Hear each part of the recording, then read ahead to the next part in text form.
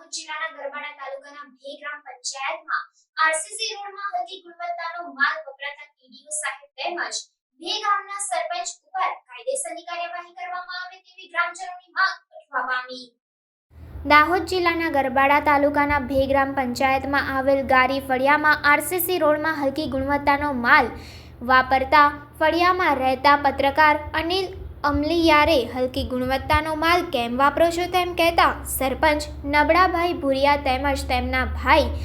નગરાભાઈ ભુરિયાનું કહેવું છે કે અમને ટીડીઓ સાહેબે 10 તગારા રેતી, 4 તગારા કપચી તેમજ 2 તગારા સિમેન્ટ વાપરવા કહ્યું છે તેમજ ફિનિશિંગ પણ અમારી મરજી મુજબ કરીશું।